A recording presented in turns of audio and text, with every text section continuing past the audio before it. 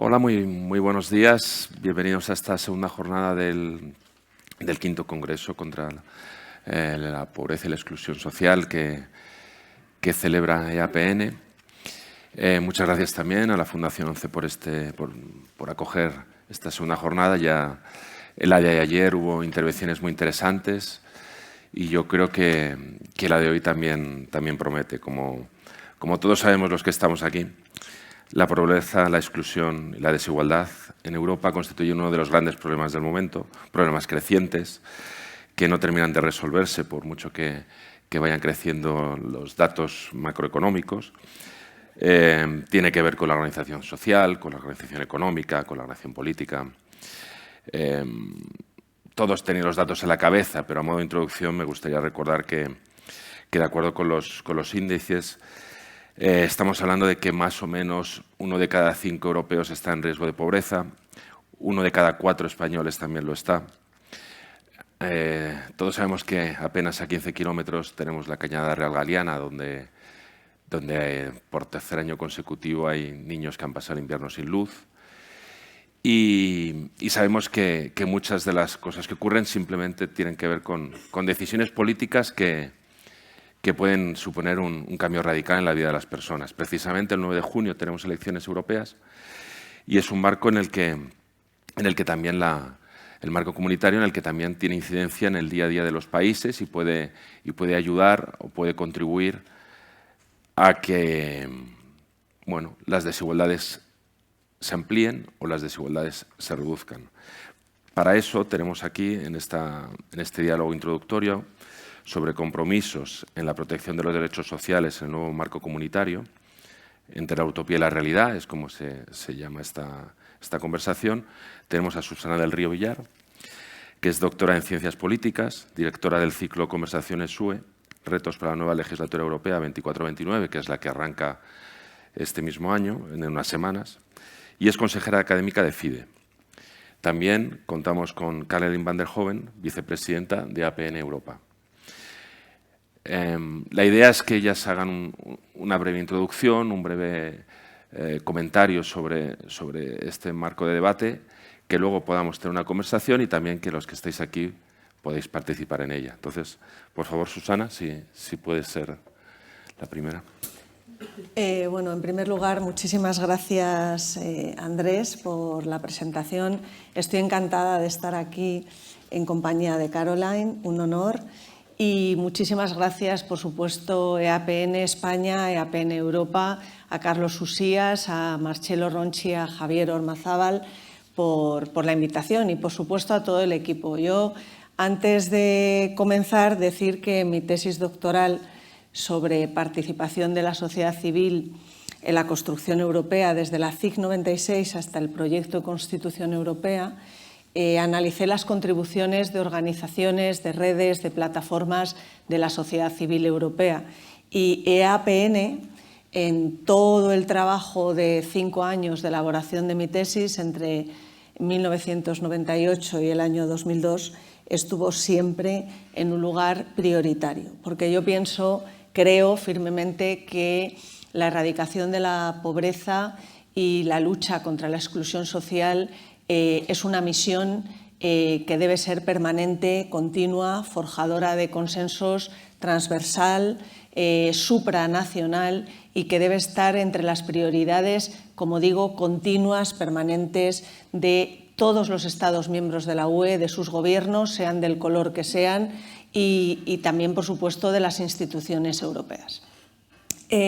A mí me gustaría, en esta primera intervención, destacar que ante los retos que tenemos, ante la legislatura europea que estrenamos, realmente hay dos ejes importantes que se van conjugando permanentemente, que son, por supuesto, lo que son las políticas concretas, como decía Schuman, ¿no? Las políticas concretas basadas en una solidaridad de hecho. La Unión Europea es solidaridad compartida, la Unión Europea es responsabilidad compartida, es sostenibilidad en todo, en el desarrollo sostenible, en el marco del medioambiental, pero también la sostenibilidad institucional vertebradora también de todos los ejes y, como he dicho, por supuesto, de cómo combatir de esta gran misión, la pobreza en nuestro tiempo. La gran vergüenza del siglo XXI es la pobreza, el hambre, y hay que priorizar, como digo,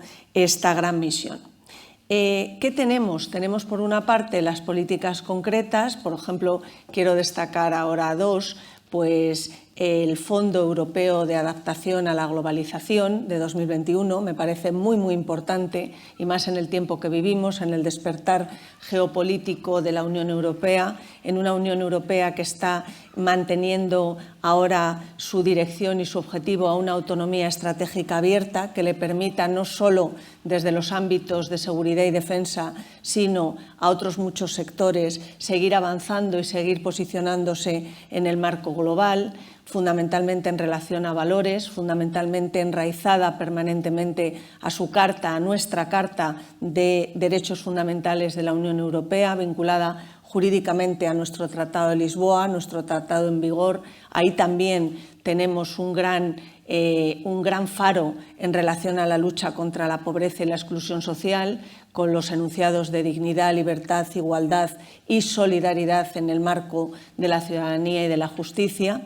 Y luego tenemos, por ejemplo, también por destacar uno más reciente, lo que ha sido la iniciativa del Parlamento Europeo en relación al tema laboral, al tema de los trabajadores en plataformas digitales, para que estos trabajadores no sean considerados autónomos, si no lo son, sino que se pueda realmente vertebrar una transición ecológica y digital. Ese es un gran reto, en mi opinión, para la sociedad del siglo XXI, para la sociedad global, para la geoestrategia de nuestro tiempo, para la geopolítica de nuestro tiempo, conjugar, sincronizar la doble transición ecológica y digital sin dejar a nadie atrás, hacer posible que vertebremos como sociedad europea, como sociedad también mundial, vertebremos esa doble transición ecológica y digital. Tuvimos con los fondos de recuperación europeos y sus vectores Pacto Verde Europeo y Digitalización ese primer impulso, muy, muy importante, una vacunación coordinada europea, unos fondos de recuperación europeos, dos ejes muy tangibles: vacunación, salvar vidas, Next Generation EU, fondos de recuperación europeos para la supervivencia de empresas, pero realmente tenemos que todo el tiempo mirar a la erradicación de la pobreza y a todos los, como he dicho, los enunciados, los valores de la Unión Europea. Yo creo que aquí tendremos tiempo luego de hablar de cómo hacer oír la voz siempre. Yo he estudiado en mi tesis doctoral, en mis libros, siempre cómo es el proceso de participación, con procesos más institucionalizados, desde la Declaración de Laeken, el proyecto Ágora, las consultas europeas Haz oír tu voz a la ciudadanía impulsadas por la Comisión Europea, lo que ha sido la Conferencia sobre el Futuro de Europa, pero sobre todo las dos convenciones europeas, la que elaboró la Carta de Derechos Fundamentales de la UE, la que elaboró el proyecto de Constitución Europea, porque el modelo de la Convención es el modelo de peso político que permite, por ejemplo, una reforma de los tratados en temas de altura, en temas realmente que tengan prioridad en nuestro tiempo para la agilización de la política, para el método de toma de decisión de la Unión Europea y para pasar, por ejemplo, de la unanimidad a la mayoría cualificada en los consejos europeos y que realmente la Unión Europea pueda vertebrar, como digo, políticas sociales, políticas coherentes con aspectos humanitarios tan importantes, una asignatura pendiente tan relevante como es, por ejemplo, el Pacto de Migración y Asilo de la Unión Europea, recientemente aprobado, con sus luces, con sus medias luces, pero hay que seguir adelante y nunca hay que olvidar que estamos en una sociedad, que somos ciudadanos europeos y que la Unión Europea está anclada, tiene sus raíces, como he dicho antes, en los valores. La pobreza es, como digo, nuestra gran misión. Pues muchas gracias, Susana, ¿no? La gran vergüenza del siglo XXI es la pobreza y el hambre. Es un gran titular. Yo soy periodista, me dedico siempre a buscar ahí. Quería aprovechar también para comentar la ausencia de Paula Fernández-Wulf, la directora general de Agenda 2030, que está enferma y no ha podido acompañarnos hoy. La Agenda 2030 es otra de las grandes herramientas que dotada de capacidades y de recursos puede suponer un cambio para reducir esa pobreza. Doy la palabra a Caroline von der Hoeven, vicepresidenta de APN Europa, por favor. Yeah, thank you very much. I'm talking in English. Voy a hablar en inglés. Sí. Muchísimas gracias a todos por la invitación para estar aquí en España. Para mí es un honor estar aquí en España, en Madrid, y estar aquí con tantos participantes, con el público presente esta mañana. Voy a comenzar haciendo una pequeña presentación. Yo soy la vicepresidenta de la EAPN y miembro ejecutivo de EAPN Bélgica. Nosotros trabajamos directamente con las políticas de la Unión Europea y nos centramos específicamente en las causas específicas de la pobreza dentro del sistema. También nos centramos en identificar las deficiencias y los obstáculos para que las personas que viven en situación de pobreza participen en los procesos de toma de decisiones y para que hagan posible que su voz se escuche. Trabajamos con todos los actores implicados, con los gobiernos y con las distintas instituciones. Juntos esperamos conseguir resultados significativos para luchar contra la pobreza. Me gustaría decir qué es lo que ha sucedido durante la presidencia belga de la Unión Europea. Nosotros tomamos el relevo de España y a continuación nos sucederá Hungría. En el contexto de las elecciones europeas que tendrán lugar dentro de muy poco y en el contexto de la presidencia belga,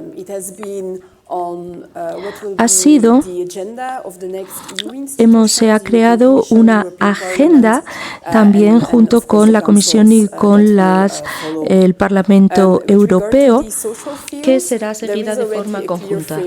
En cuanto a las cuestiones sociales, el pilar de los derechos sociales ha sido definido o ha recibido contenido que tiene que ver con la erradicación de la pobreza para unos 20 millones de personas para el año 2040. Hemos trabajado sobre la base de una declaración institucional que se ha llamado Declaración La Gilba. Ha sido una declaración liderada por la presidencia belga, pero firmada por el Consejo de la Unión Europea, por todos los Estados miembros, entre ellos España, y también por la Comisión Europea y por el Parlamento Europeo junto con los agentes sociales. Se trata de una plataforma muy importante, también firmada por una plataforma social, y está relacionada con los objetivos del pilar de derechos sociales de la Unión Europea.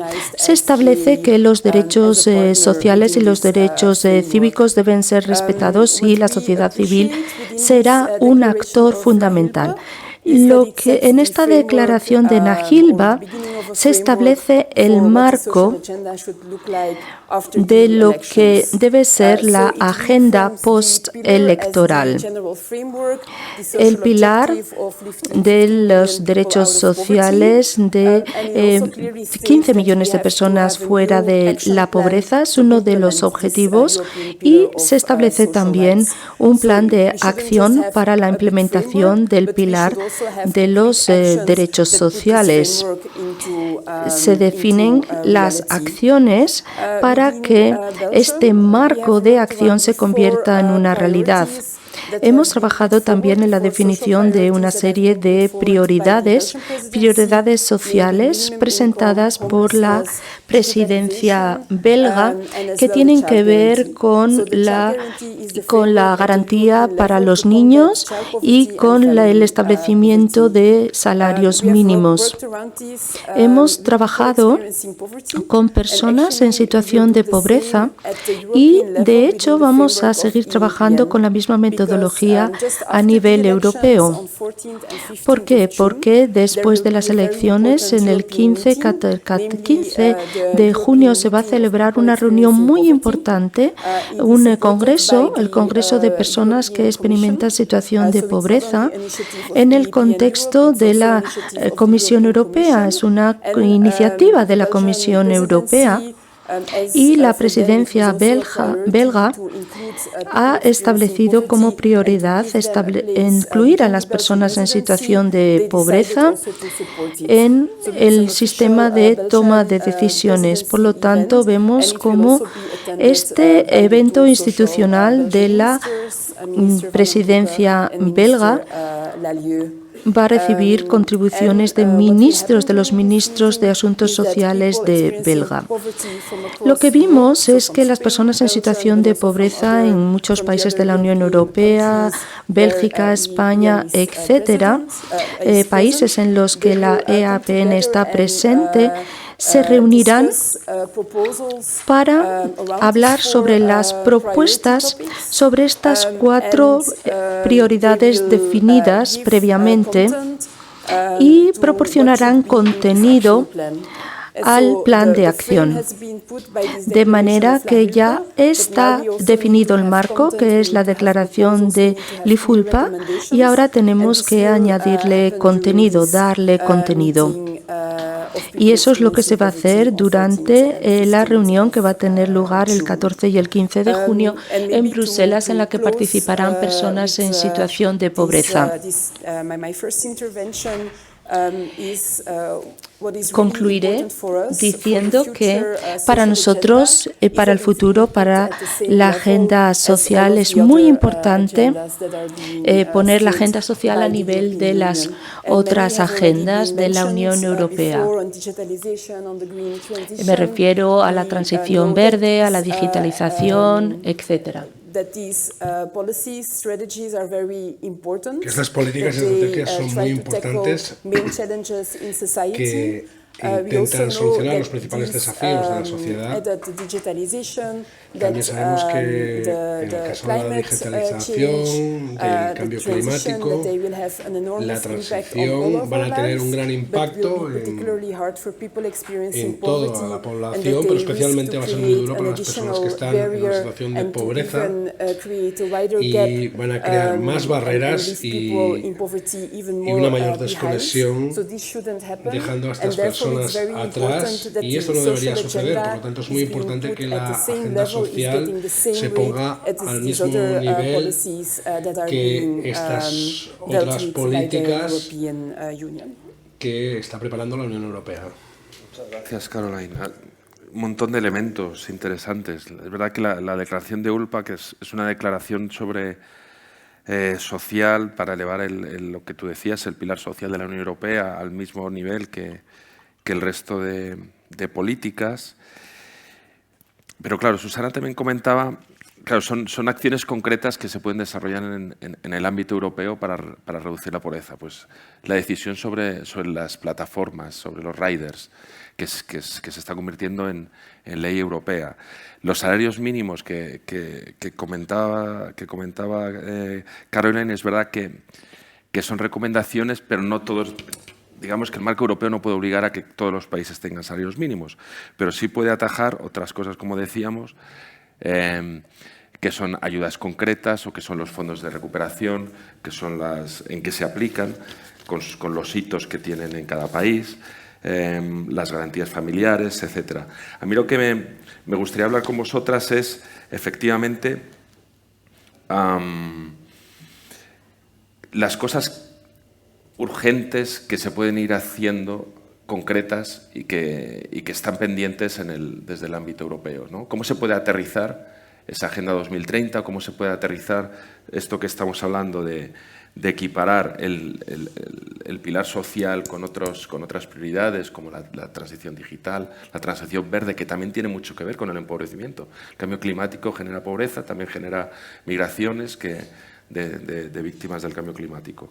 Entonces, te cedo la palabra, Susana. Gracias, Andrés.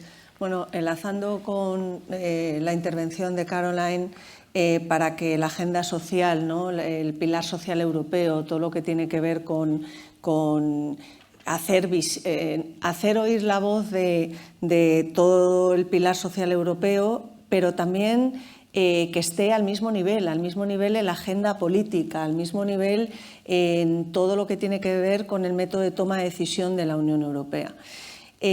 Por ejemplo, antes he resaltado el nuevo plan, ¿no?, que ha puesto sobre la mesa el Parlamento Europeo en relación a las plataformas digitales, en relación a por qué los trabajadores que desde el COVID-19, ¿no?, y el trabajo online se ha incrementado, cómo a lo mejor se ha equiparado a trabajadores que no son autónomos, se les está equiparando como autónomos a nivel Unión Europea porque están trabajando online.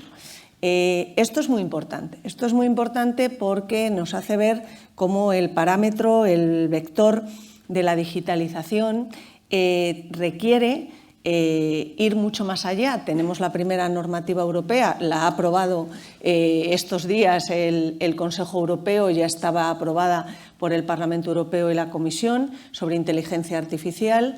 La nueva normativa europea que realmente ponga ética en relación al vértigo, ¿no?, que podemos tener con todo lo que es la robótica, con todo lo que surge de temas como el metaverso, la inteligencia artificial aplicada a temas como la medicina, la cirugía, implementada para hacer una sociedad más justa, no una sociedad con una brecha digital que también empobrezca a personas que viven en lugares en los que seguramente no hay una estructura que permita esa gran digitalización o ese movimiento de datos. Por cierto, la digitalización y el transporte, la transmisión de datos desde una máquina hasta otra máquina también deja una huella ecológica importante. Esto también hay que verlo.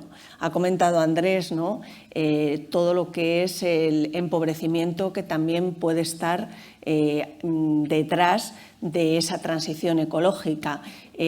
Tenemos que ir a ella, tenemos que combatir el cambio climático, pero debemos acompasar los tiempos. Yo esto lo he comentado en el Parlamento Europeo, en la Comisión Europea, con eurodiputados, por ejemplo, de distintos colores políticos, grupos parlamentarios.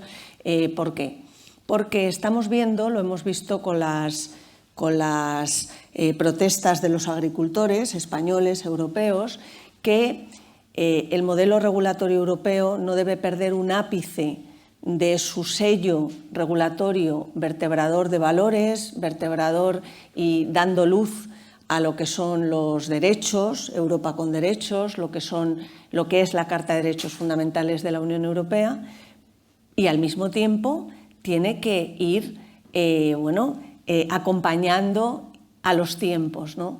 Pero a lo mejor en un momento dado el modelo regulatorio no es tan fácil para que las empresas realmente se suban al barco de los datos, de los números, de los tiempos, y lo estamos viendo sobre la marcha. Entonces, en ese sentido, por ejemplo, los agricultores, cuando protestan porque no es tan fácil realmente unirse, ensamblarse a esa conjugación de datos, de números, de normas, la Unión Europea tiene que ser capaz de agilizar esa implementación de todo lo que tiene que ver con la transición ecológica y digital. ¿Y cómo hacerlo? Pues a mí se me ocurre que, además de, por ejemplo, estaba comentando bajo presidencia belga del Consejo de la Unión Europea, estaba comentando Caroline, reuniones tan importantes, ¿no?, y más que reuniones en las que escuchen ministros, en las que escuchen representantes gubernamentales de los Estados miembros a redes como EAPN, pero yo creo que tenemos que ir hacia una tercera Convención Europea. La Conferencia sobre el Futuro de Europa, y esto hay que diferenciarlo mucho, la Conferencia sobre el Futuro de Europa ha servido para, en ese gran debate de gran envergadura europea, con sus más y con sus menos, porque a mí la plataforma digital no acababa de gustarme, con sus más y sus menos, dar voz, ¿no?, a cuáles son las preocupaciones, reivindicaciones de los ciudadanos. Pero una Convención Europea, como he dicho en mi intervención inicial, sí permite un cambio en los tratados, sí permite realmente reformas como el paso de la unanimidad a la mayoría cualificada, sí permite que sea vinculante lo que se decida en ella, ¿no?, como sucedió con la Carta de Derechos Fundamentales o el proyecto de Constitución Europea, que aunque por los noes de Francia y Países Bajos no salió adelante, nuestro Tratado de Lisboa tiene en un tanto por ciento muy elevado volcado en nuestra esencia constitucional, ¿no?, y el proyecto de Tratado Constitucional. Entonces yo creo que no ahora, estamos con temas muy urgentes, la guerra en Ucrania, la guerra en Gaza, transición ecológica y digital, elecciones europeas, pero la legislatura europea que vamos a estrenar y tiene que tener muy presente como tendencia, a mí me gusta que haya tendencia, que luego pueda realmente fraguarse y hacerse realidad, así lo dice nuestra mesa redonda, ¿no?, de la utopía a la realidad. Y lo que tiene que ir es hacia una Convención Europea en la que se permita que esa agenda europea en relación al pilar social, en relación a la erradicación de la pobreza, como gran misión del siglo XXI mundial y, por supuesto, de la UE, pueda vertebrarse y pueda aterrizar al mismo nivel, como también comentaba Caroline, al mismo nivel que otras políticas de la Unión Europea. Eso es gran política. Gracias.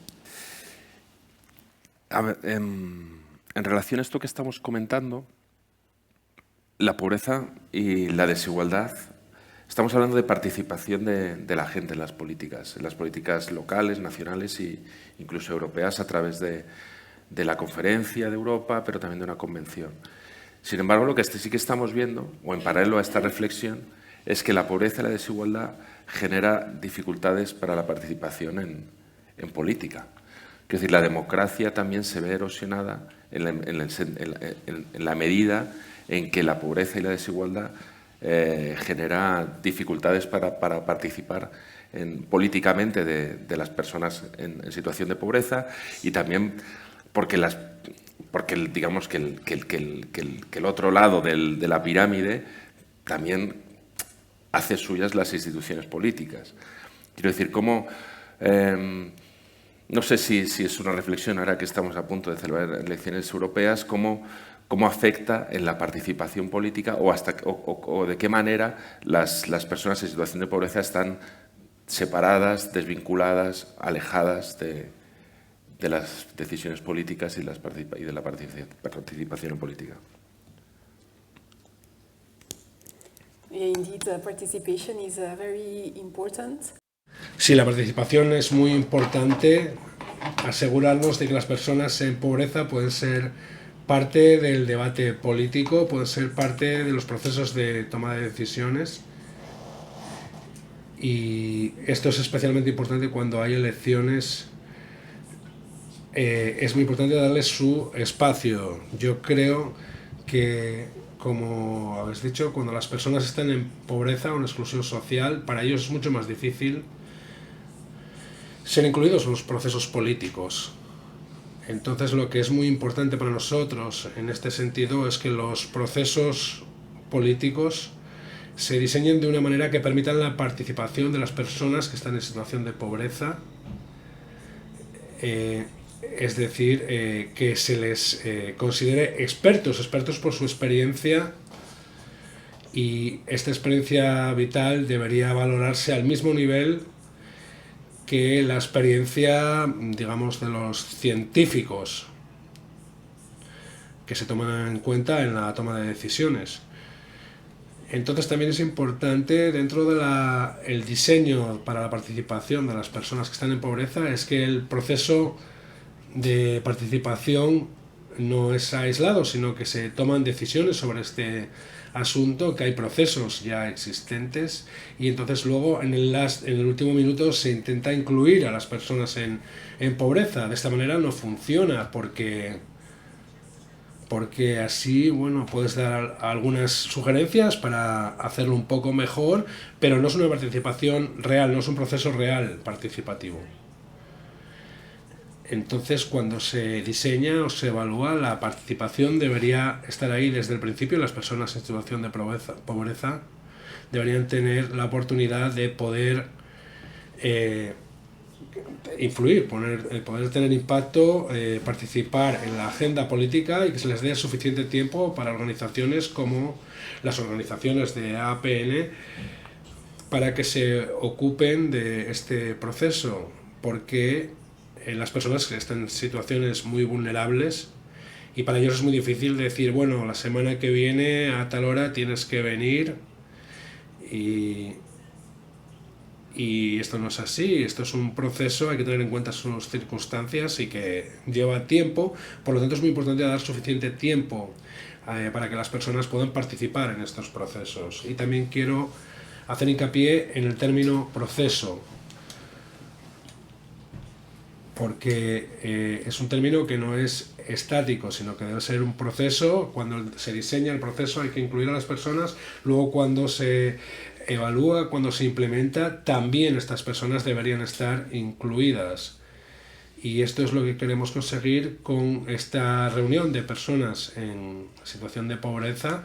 Queremos que sepan que no es una reunión puntual en la que llegan y hablan unos con otros y luego con legisladores de la Unión Europea y luego todos se van a casa y nada cambia. No, esto no es lo que queremos. Queremos que las personas que están en pobreza que tengan una parte constante en el proceso, que puedan dar su opinión, hacer recomendaciones sobre la declaración de la Hilba, sobre la agenda política, y de esta manera es un proceso donde siguen estando implicados.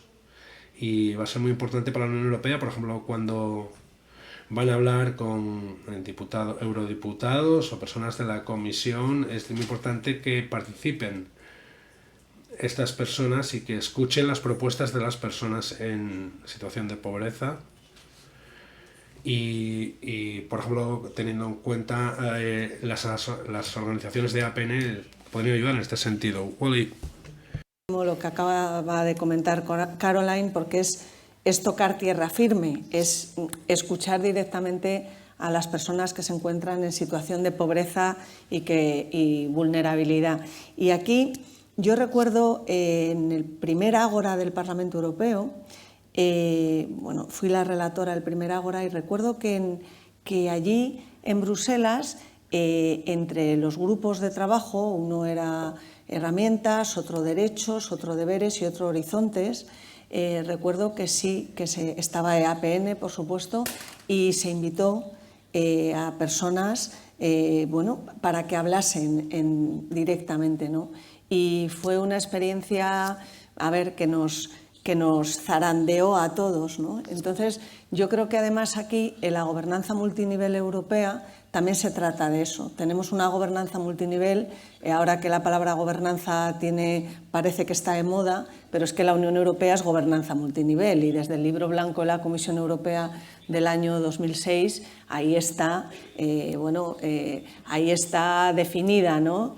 Y tiene ese ejercicio. Y yo creo que además de todos los procesos de escucha, de por supuesto lo que ha dicho tan relevante, porque es así, Caroline, de tomar tierra firme, de escuchar directamente, yo creo que también es muy importante, por ejemplo, ahora en la campaña para las elecciones europeas, todos los partidos políticos, todos los grupos parlamentarios deberían tener dentro de su programa, dentro de sus discursos, en sus mítines, el tema central, el tema de la misión de todos de combatir la pobreza, porque es un tema transversal, es un asunto humanitario, es un tema que es de todos, ¿no? Y de la propia Unión Europea con sus valores. Y me parece muy importante que en la campaña, como digo, que van a empezar el día 24, este viernes, aquí en España, los los distintos partidos, para los distintos grupos parlamentarios europeos, pues esté ahí, porque esa será también la manera de elevar a la agenda europea y a las políticas europeas lo que es la política concreta de lucha contra la pobreza y la exclusión social. Hablando de lo que estás comentando, del multinivel de la gobernanza europea, que al final son tres patas, ¿no? Es el Consejo con los gobiernos, la Comisión Europea y el Parlamento Europeo. Tenemos un Consejo que tiene una composición de 27 gobiernos que ha ido girando hacia los gobiernos conservadores, han ido ganando posiciones gobiernos conservadores, lo cual se traducirá, porque cada gobierno nombra un comisario, en que la comisión saliente a partir del 1 de diciembre es cuando arrancará, será más conservadora que la actual, porque ahora hay más gobiernos conservadores de los que había en 2019, y fruto de que hay gobiernos conservadores, lo previsible es que el Parlamento Europeo también tenga un crecimiento de partidos de extrema derecha, como hemos visto en los países nórdicos, en Holanda, etcétera, etcétera, en Italia. ¿Os preocupa que este escenario que estoy dibujando suponga un freno para la agenda que nos ocupan en esta mesa? Yeah, for you too both. So. Yeah. Yeah, I think indeed. Bueno, después de las elecciones europeas se espera que va a haber un giro a la derecha, que puede ser a la extrema derecha, y esto va a tener un impacto en las instituciones, en el Parlamento Europeo. También tenemos elecciones nacionales, pero va a llevar un tiempo que se forme también el gobierno. Y esto cambia todo, también las elecciones que se van a producir, y de hecho hay un gran riesgo de que la agenda social no tenga la posición que debería tener, y a la vez nuestras sociedades dentro de la Unión Europea, dentro de los países europeos, se enfrentan a muchos desafíos, como ya hemos mencionado anteriormente, y yo creo que estamos en un momento en el que todo el mundo está incluido, y estos desafíos, la transición verde, la digitalización, los problemas sanitarios, como ya vimos con el COVID, hay muchas cosas que pensamos que es la tarea de los líderes del futuro, sean más conservadores o no, asegurarse de que nuestras sociedades van en la dirección correcta, y esto no se puede hacer sin incluir a los más vulnerables y los colectivos de personas en situación de pobreza. Si no se incluyen, pensamos que hay una obligación moral. Habéis hablado también de la importancia de los valores. La Unión Europea se basa en tratados, en valores y en principios democráticos, y estos deberían ser respetados por todos los líderes.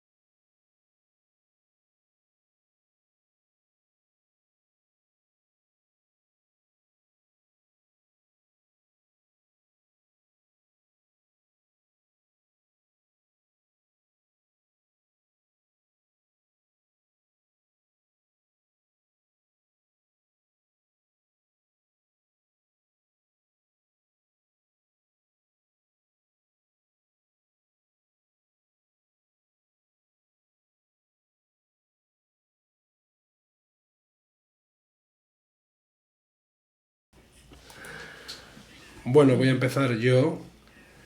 Bueno, no es una pregunta fácil, pero creo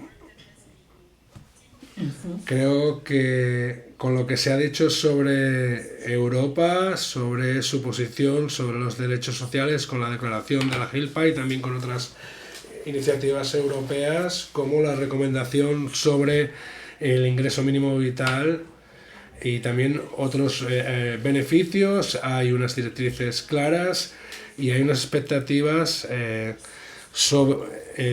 para que los Estados miembros implementen estas recomendaciones para asegurarse de que todo el mundo tiene unos ingresos dignos, que son accesibles y que están por encima del umbral de pobreza en la Unión Europea.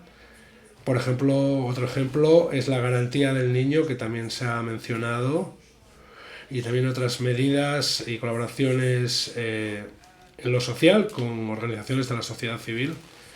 Entonces sí que ya hay procesos que van a continuar. Por supuesto, queremos que estos procesos sean más ambiciosos o lo más ambiciosos posibles, en el sentido de respetar los derechos de las personas para también garantizar el diálogo, y algo que habéis mencionado que creo que es muy importante, porque, por ejemplo, en relación con la digitalización, si hablo de mi propio país, estamos viendo que en el gobierno tenemos alguien responsable para la digitalización, también tenemos un ministro responsable por la reducción de la pobreza, y dentro de estas competencias de la reducción de la pobreza, la digitalización se trata como un tema, pero no hay mucha coordinación entre las medidas de digitalización que llegan de la Unión Europea y luego los problemas sociales. Y lo que vemos, por ejemplo, con el trabajo que está haciendo sobre digitalización, hay conversación con los grandes gigantes como Microsoft y Google, pero el debate con los ciudadanos pues no lo vemos, no existe. Y estoy hablando de ciudadanos en general, no ya de los que están en situación vulnerable. Y entonces es muy importante que estos dos estén combinados y coordinados a nivel europeo. Entonces hay que tener esta agenda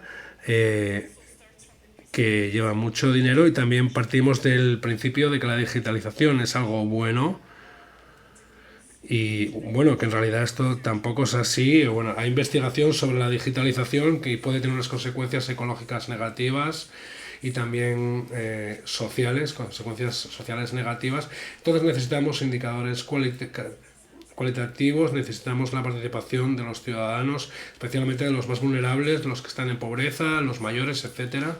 Así que necesitamos más cooperación, pero al menos ya hay algunos procesos, ya existen algunos procesos, y si bien esto no está yendo demasiado rápido, los procesos van a continuar incluso cuando tengamos instituciones que hayan girado más a la derecha o a la ultraderecha. Pero bueno, quizás van a tener menos ambición que nosotros. Y luego les preguntamos a ver si alguien quiere participar. Yo creo que estamos entrenados.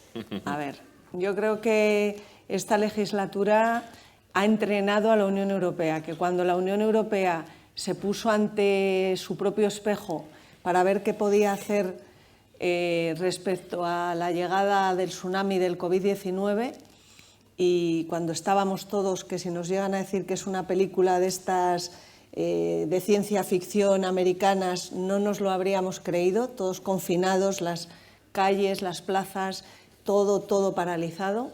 Yo creo que la Unión Europea ha sido capaz, en un tiempo récord, se ha caído de hecho el tópico de la lentitud de la Unión Europea, porque en menos de un año ya teníamos la campaña de vacunación coordinada para todos los ciudadanos de la Unión Europea, independientemente del país más rico o menos rico, fuese el país más rico o menos rico, y ayuda también a algunos países no de la Unión Europea y los fondos de recuperación europeos. La salud es un gran reto. Tenemos la Estrategia Farmacéutica Europea, tenemos el Proyecto Unión Europea de la Salud. La salud también tiene que estar mirando permanentemente a las personas vulnerables, a las personas que están ya inmersas en la pobreza o con riesgo de pobreza, que cada vez hay más. Y, como digo, estamos entrenados. No hay que perder esta capacidad que ha mostrado la Unión Europea de trabajar, de legislar, de implementar, de poner en marcha políticas y acciones tangibles sobre la marcha. ¿Qué hay más tangible que una campaña de vacunación y unos fondos de recuperación? Ojalá sigamos con este ritmo y ojalá también la Unión Europea, con su gobernanza multinivel, en esta legislatura 2024-2029,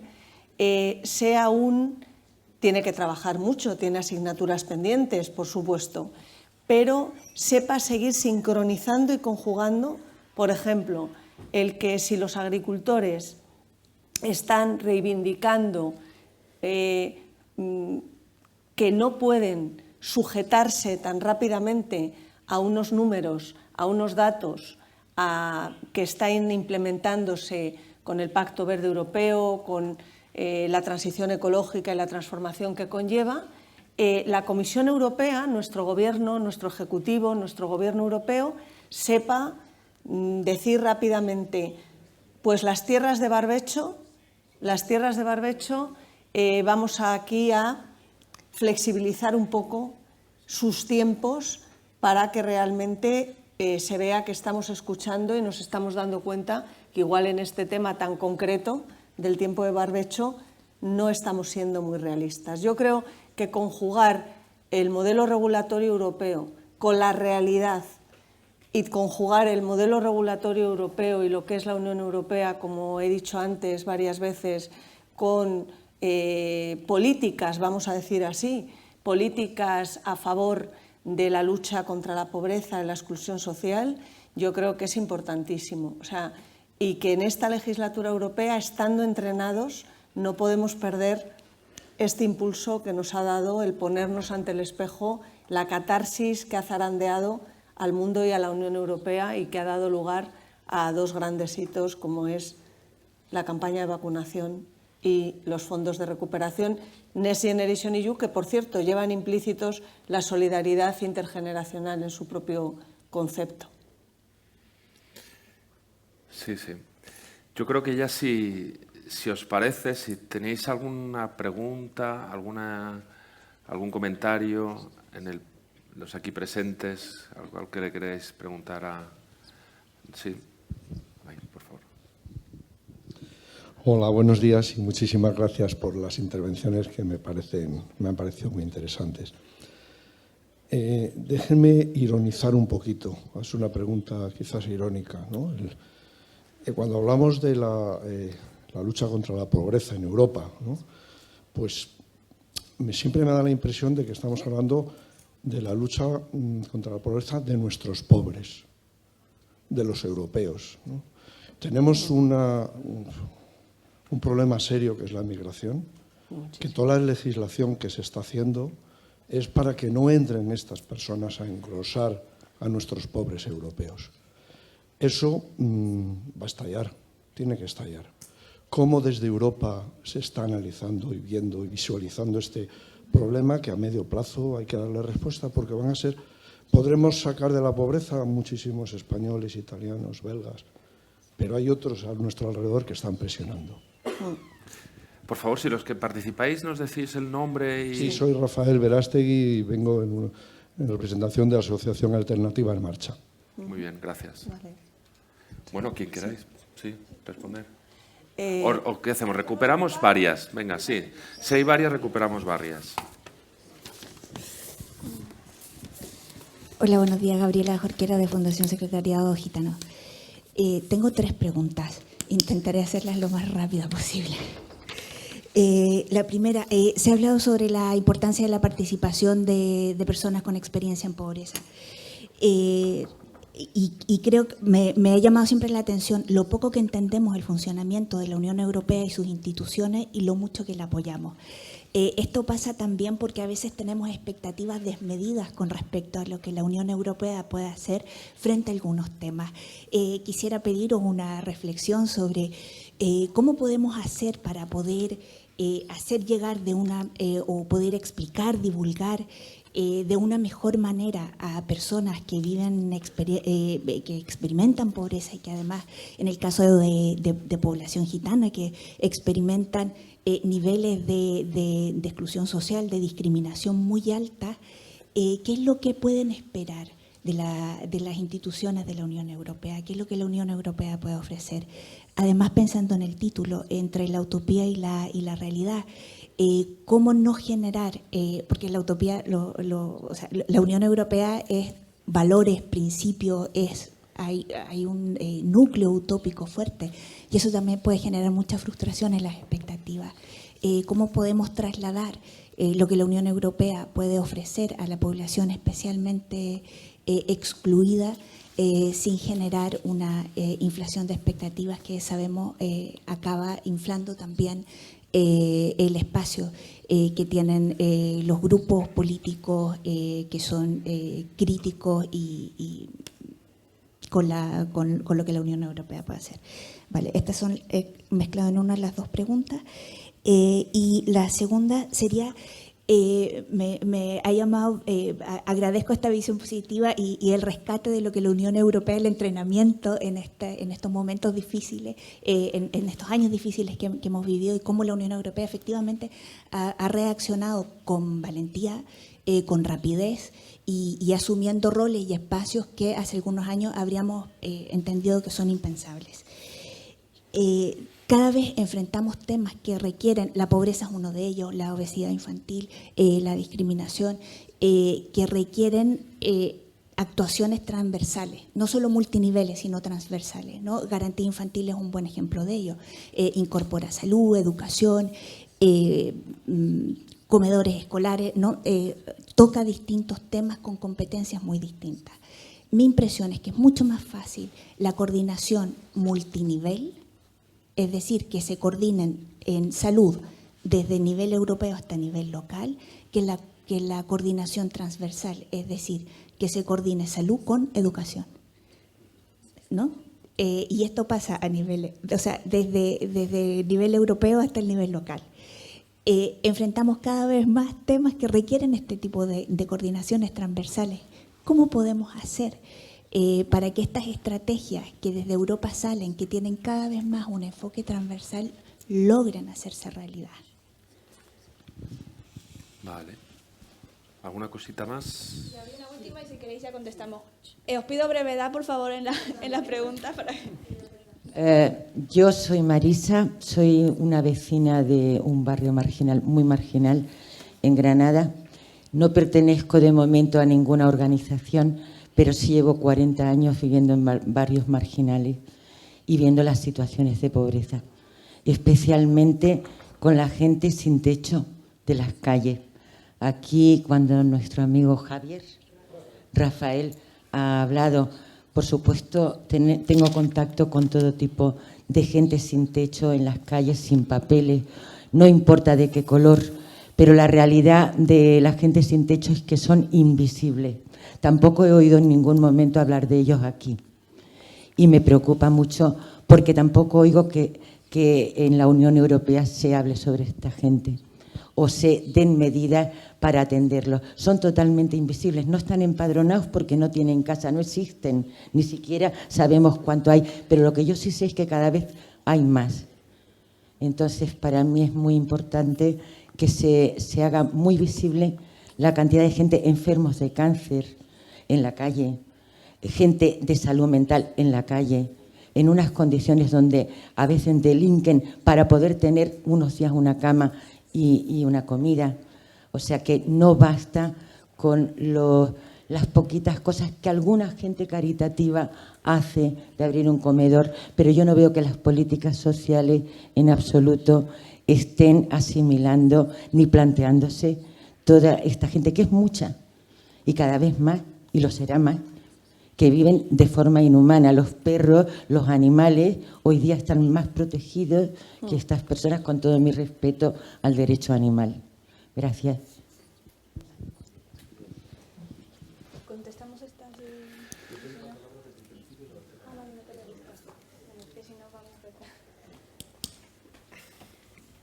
A ver, porque ya tenemos poco tiempo. Si quieres que ellos formulen las preguntas rapidísimamente y ya pasamos a las respuestas y al café. Sí, muy rápido. Estando de acuerdo con el análisis que haces, Marisa, decirte que justo en la presidencia de España, en el anterior semestre, se aprobó en Asturias, en el Centro Niemeyer, el acuerdo, además suscrito por toda la Comisión Europea y liderado por la red de entidades que trabajan en Europa con las personas sin hogar, un acuerdo que va a ser vinculante y que yo creo que va a ser la hoja de ruta para futuro. Yo creo que eso es un avance y es muy importante.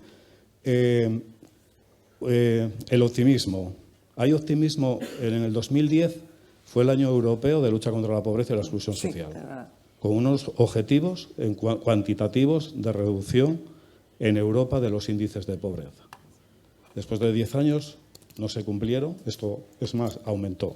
Tenemos el seguimiento de los objetivos de desarrollo sostenible de la Agenda 2030 y no vamos a buen ritmo. Ahora se plantea, con lo que hemos abordado en el análisis que nos habéis planteado y en las medidas, ¿no?, también unos objetivos. Es decir, se ha avanzado en cuanto a medidas y directivas, recomendaciones para combatir las situaciones de pobreza y de exclusión social, de vulnerabilidad y tal. Pero ¿cuál es la tendencia?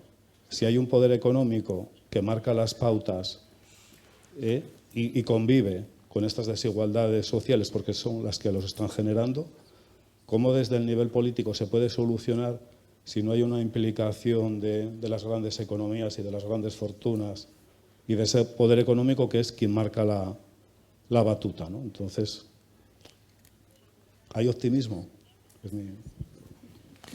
Venga, ya la última rapidísima, por favor. Sí, Patricia Durán, de la Red Aragonesa de Entidades Sociales para la Inclusión. Sí, la pregunta es corta. Quería saber cuál es la tendencia o el posicionamiento dominante en la Unión, en la Comisión Europea, con relación al paso de la unanimidad a esta mayoría cualificada o con relación a que los tratados sean vinculantes, porque realmente al final la metodología es importante a la hora de la toma de decisiones y de hacia dónde vamos. Gracias. Bueno, si os parece, os repartís. Sí. Arranca, Susana. Rafael, ¿verdad? Rafael. Bueno, el Pacto de Migración y Asilo de la Unión Europea, que ha sido aprobado hace nada, lo he comentado también al principio, tiene sus luces, es un avance, pero efectivamente tiene también pues sus claroscuros, vamos a decirlo así, ¿no? A mí aquí destacar que me parece un gran acierto que en la reglamentación, en los 5 reglamentos principales, hay un apartado en el que se llama la atención sobre el proyecto Talent. El proyecto Talent yo creo que hay que trabajar muchísimo en él porque también está ensamblado, por supuesto, a la lucha contra la pobreza y la exclusión social, porque es la formación en el país de origen. O sea, que las personas que a lo mejor algunas deciden luego no irse, pero que las que dejan atrás a sus familias, muchos, sus tierras, corren grandes riesgos para llegar a nuestras fronteras, realmente tengan una formación, lleguen por cauces legales, sea una migración, una inmigración legal, regulada, y que luego esto revierta en una mano de obra, en un empleo, que realmente también pueda la empresa europea, el tejido empresarial, pues poder contratar a esa mano de obra. Yo creo que esto es muy importante. Y luego el tema América Latina, todos los acuerdos, por ejemplo, digo América Latina por lo que has dicho, Rafael, de Unión Europea, pero también otros continentes, ¿no? Por supuesto África, pero bueno, hablo de América Latina por la modernización, la actualización de los acuerdos Mercosur, comerciales, de los acuerdos con UE México, UE Chile. ¿Por qué digo esto? Porque ahí también hay que, más en el tiempo que estamos, también hay que vertebrarlo en relación a autonomía estratégica abierta, materias primas, semiconductores, tierras raras. Todo esto también revierte en todo el tema de antipobreza. Pero bueno, la migración sí quería volver a hablar del Pacto de Migración y Asilo de la Unión Europea, sus 5 reglamentaciones clave y, en concreto, el programa Talent. Luego, en relación a... Perdón, ¿tu nombre? ¿Perdón? Gabriela. Gabriela, yo he asistido a diferentes audiciones públicas en diferentes tiempos, desde que hice mi tesis doctoral, cuando se estaba preparando la Carta de Derechos Fundamentales de la UE, cuando se estaba preparando el proyecto de Constitución Europea, en los que el colectivo de las personas del colectivo gitano estaban allí hablando, les hemos escuchado, les han escuchado los eurodiputados, incluso en una iniciativa ciudadana europea. Primero era la iniciativa legislativa ciudadana europea, se cambió el nombre, por la que 1 millón de ciudadanos de un número significativo de países, son 7 para que sea paneuropea, puedan elevar a la Comisión Europea una invitación a que se inicie un proceso legislativo. Esta es una herramienta muy importante y lo digo tal. Y luego la Comisión de Peticiones del Parlamento Europeo, además de otras comisiones, yo fundamentalmente trabajo como ponente en la AFCO, en la Comisión de Asuntos Constitucionales, pero en la Comisión de Peticiones, que seguro que ya lo sabéis. Tal. Y luego el tema de las competencias, lo has dicho muy bien, Gabriela, o sea, la competencia, por ejemplo, de salud es una competencia de los Estados miembros, la competencia de educación, las políticas sociales en su mayoría son competencia de los Estados miembros. Ahí hay que pedir y pedir. También, que es muy relevante. Claro, hay que pedir a los Estados miembros, a nuestros jefes de Estado y de Gobierno, cuando se reúnen en las cumbres europeas, en los consejos europeos, que realmente sepan a veces perder, entre comillas, un poco de la soberanía de los intereses nacionales para esa gran soberanía estratégica, voy a decirlo así, de la Unión Europea a favor de una soberanía europea real. Yo creo que esto es muy importante. Y la Comisión de Peticiones me parece un lugar de voz relevante. Y luego, respecto a lo que ha comentado Marisa, muchas gracias, Marisa, por tu intervención. Te ha respondido él en parte, ¿no?, en esta reunión tan importante. ¿No te ha respondido? Bueno, ahí has tenido un foro, ahí él ha dado luz a un foro en el que se habló de las personas sin techo. A mí me gusta siempre, no me gustan los sin techo, no me gustan los refugiados, no me gustan las personas refugiadas, las personas sin techo. Yo creo que hay que decirlo así. He venido de Granada hace unos días y bueno, pues Hannah Arendt, la filósofa, y permítanme, voy a aprovechar de decir orgullosa que acabo de publicar mi 4º libro europeo, 12 mujeres europeas construyendo la Unión Europea a través de la mirada de muchas mujeres y de cada una cómo ha ido vertebrando Simone Weil, Hannah Arendt, Angela Merkel. Hay 2 mujeres, una Hannah Arendt, que decía justo lo que acabas de comentar, Marisa, que realmente las personas que no están, vamos a decirlo así, empadronadas en ningún sitio, no parece que no son ciudadanos de ningún sitio, ¿no? Ella misma, que sufrió mucho por la Segunda Guerra Mundial y por todo el tema del nazismo y tal, lo decía. A mí me parece muy importante que haya una constatación real en relación al tema de vivienda, también un tema con transversalidad, también un tema que deriva y está conjugando, está enlazado, vinculado al tema de la pobreza, que haya realmente una vamos a decirlo así, que estén en un papel, en un documento, todas las personas, para que esas personas tengan un lugar, tengan un hogar, pero también puedan votar y también estén, por ejemplo, en la seguridad social, europea también todo el tema de antipobreza. Muchas gracias por tu intervención. Sí. Para mí es muy importante el hablar de la ley de bienestar animal, no ha sido una tontería, pero me parece como mínimo que la Unión Europea, todos los que de alguna manera estáis viendo las necesidades de la gente, por supuesto es un tema muy complejo el tema de la gente de la calle, porque si no están en el censo, eso es, no existen, eso es. Pero ese no es el único problema, es que es imposible, los que no tienen papeles, que vienen de fuera, porque además ya que se los quitan, tampoco existen. Es muy complejo. Pero para mí sí es muy importante que con todo lo extenso, complejo, personal que hay ahí, se hiciera una ley para la gente que está en la calle y que no tiene absolutamente nada y que hay que estudiar uno a uno o a veces en grupos porque es muy variada, entonces no es una sola realidad, pero son personas, está claro, tienen necesidades. Hay gente con enfermedades terminales en la calle, con cánceres, con SIDA, que se mueren en la calle, y esto yo tengo conocimiento de eso, porque cada día estoy con ellos, con alguno de ellos, y me cuentan sus cosas, o cómo se encuentran, o cómo se apoyan uno a otro, pero sin ningún recurso. Nadie responde. La gente vuelve el rostro en la calle, pero la administración absolutamente mucho más. Nadie responde. No existen realmente. Sí. Necesitamos una ley que de verdad cubra esta crisis. Y yo, por último, Patricia, que el paso a la unanimidad a la mayoría cualificada, mil gracias, Marisa.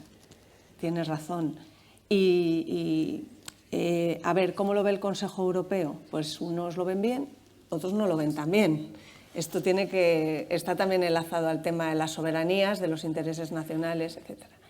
Lo que sí es cierto es que aquí también ha habido un entrenamiento, porque y esto también es un hito, cuando se vincula la recepción de los fondos de recuperación europeos a la salvaguarda, al cumplimiento del Estado de Derecho, para unir una vez más a lo que es la Unión Europea, valores, Estado de Derecho, modelo constitucional europeo, a la recepción de los fondos, hay dos Estados miembros, Polonia y Hungría, que en un momento dado piensan en no votar, en no dar luz verde a esa vinculación, ¿no? Al mecanismo de condicionalidad se llama, cumplimiento del Estado de Derecho, recepción de fondos europeos.